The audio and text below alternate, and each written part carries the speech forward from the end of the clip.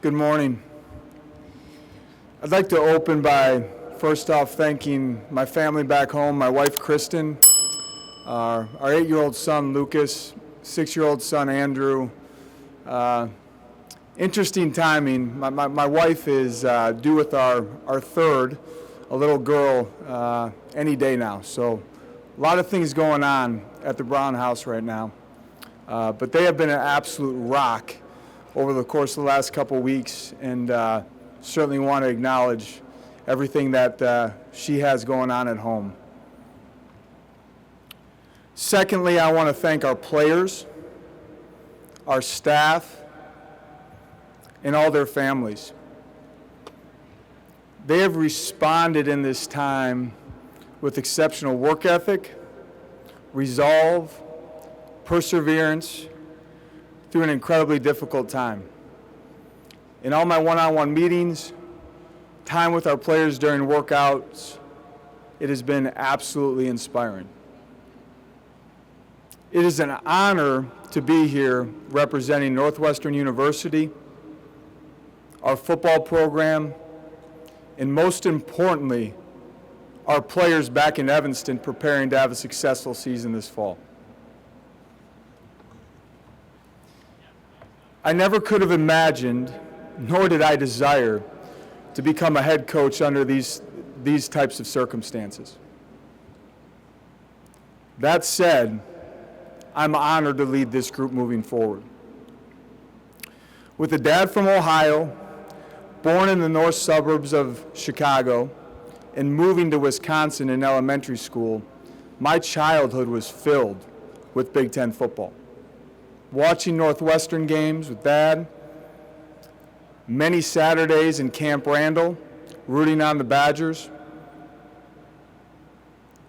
It was part of my life. It was part of my memories with my dad. And we won't acknowledge who my dad roots for. We've had a very clear understanding that he'll be rooting for the Cats moving forward. But there was a great deal of appreciation built up for what Big Ten football is. The ultimate student-athlete experience. Top-notch academics, and high-end football on Saturdays. Prioritizing the student-athlete experience. I dreamt of playing in the Big Ten. That never became a reality, but an opportunity to work in the Big Ten, coach in the Big Ten, and coach and mentor these young men is something that I don't take lightly. I vividly remember in 1995 watching Northwestern beat 9th-ranked Notre Dame. Incredible. It still sticks with me to this day. The following year, I'm sitting in the stands with a childhood friend watching Northwestern take on Wisconsin. In improbable circumstances, Ron Dane fumbles with under a minute left to go.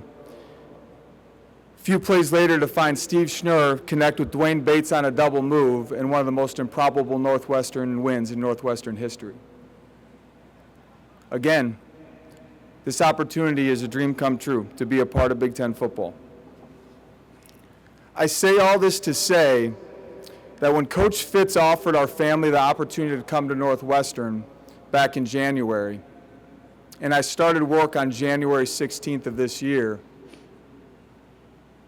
my wife and I had to pinch ourselves. An opportunity to coordinate in the Big Ten, to work for a man like Coach Fitz, to be close to my family in Wisconsin, to be a part of the Big Ten, and the opportunity to mentor young men that value what Northwestern stands for, a world-class education competing on the biggest stage in college football. This obviously has been a very difficult time for our team, our staff, our current and former players impacted, our alumni, the university, and the broader Northwestern community. I am grateful to the Northwestern leadership and Dr. Gregg for entrusting me with leading this program moving forward. The circumstances surrounding our family's opportunity in being elevated to interim head coach were not dreamlike scenarios. But they have done one thing. They have crystallized our family's purpose. As a family, our mission, Kristen and I truly believe that football is the ultimate vehicle to have a positive impact on young men. Our number one priority moving forward will be ensuring that the student-athlete experience for the young men that we coach and mentor is just that, the ultimate student-athlete experience. With the evolving landscape of college football and there being more emphasis put into talent acquisition, transactional relationships, we have an opportunity. We have an opportunity to firmly commit to the values of Northwestern University, to firmly commit to what this program has been built off of, and that is the holistic development of the young men that we mentor and coach. I told our players a couple weeks ago, moving forward, it is my ultimate purpose to, number one, make sure that the 4 people back home are taken care of, and beyond that, I'm here to support and serve them moving forward. Through one-on-one meetings with the majority of our team, I have found a team that has come together, that truly loves one another, and has an incredible resolve to attack the 2023 season and write their own story about overcoming adversity. Let me be clear, this football team will be ready to go. I look forward to coming together as a team, a staff, an athletic administration, a university, an alumni base, a fan base, to fully support these student athletes as they go make us all proud moving forward. Now to talk some football.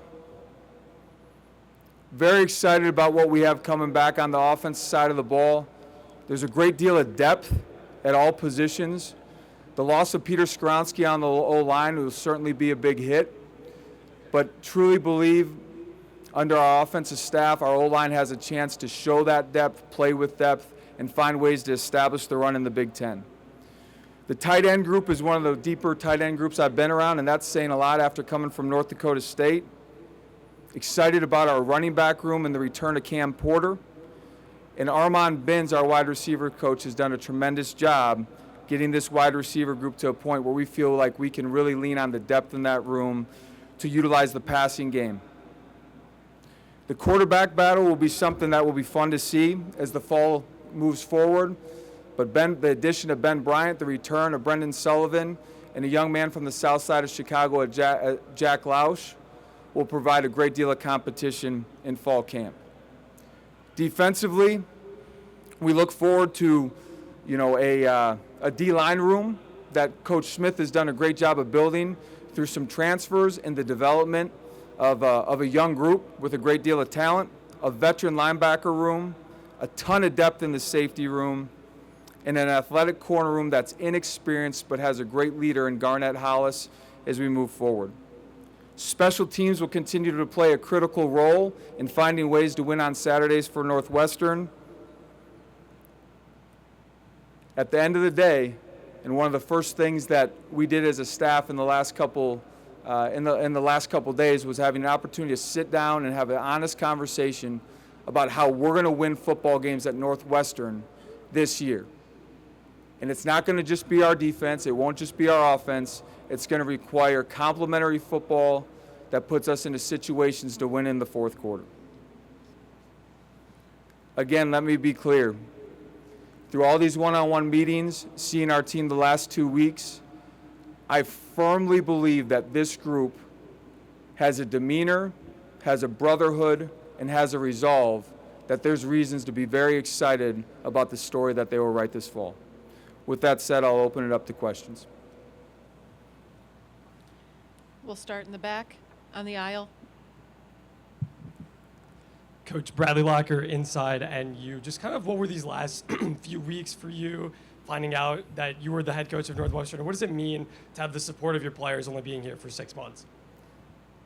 It's all been very emotional, highs and lows. But to know that Our family has the full support of our players, means everything to Kristen and I and our staff. It's a special group of young men. In the back, to our right, or to our left, sorry. Hi, David. Kaylin Kaler with The Athletic. The most recent lawsuit filed by a former Northwestern player said that associate head coach Matt McPherson witnessed the naked pull-ups. It also said 2 assistant coaches were ran. It also said strength and conditioning coaches organized the belly flop contest where the punishment was to get ran. It detailed an incident with Jay Hooten and McPherson, another incident with him. These guys are on your staff. Are you looking into any of the involvement that coaches on your staff may have had in the hazing allegations? I won't speak to current allegations. Fully trust that our university is going through a process and will make decisions based on the facts. What I can speak to is, how proud I am of the way that our team has come together with all this stuff swirling around our football team. And there's absolute resolve and confidence from our leadership within our team of how we're going to move forward. We'll go over here. Hello, Coach. Caleb Spinner, Buckeyes Now on Sports Illustrated. First off, congratulations on taking over the head coaching job. And your game against Ohio State was heavily influenced by the wind last year, or Northwestern's, I should say. That's something that you guys are no stranger to, playing so close to the water as you guys do. How do you teach players to put aside the weather and just focus on the game of football when those instances happen? Honestly, I think the best thing you can do is make sure that you are providing practice opportunities that expose them to those types of conditions to the best of your ability. I think one thing I learned at North Dakota State, us playing in a dome, that was an incredible home field advantage. And crowd noise could actually be a detriment to us on defense in terms of communication. We had to expose our players to that noise in practice to make sure that we were able to lean into our nonverbal communication. Well, it's no different with the elements. We need to find ways, every way possible, that even if it happens to be a practice in fall camp where there's wind, there's elements, we're going to have to tough it out, get out on the field, and make sure that we expose our guys to those conditions before we get to game day. And we'll have our last question over here. David, Jack Ebling from the Drive with Jack and Press Pass. Can you talk about a couple of conversations? The last one you've had with Pat Fitzgerald, what he told you, expectations, that conversation, and the first time you met with the team as the head coach, what you told them about the challenge ahead and the scrutiny they would be under. I'll start with your second question. The first thing that I told them is it was my responsibility moving forward to give them clarity and direction, and my intent was to be there to support and serve them moving forward. And I challenged the group. A lot of people have been impacted by decisions made, by things that have that decisions that have been made over the course of the last couple weeks. And our guys right now in that facility are going through a lot.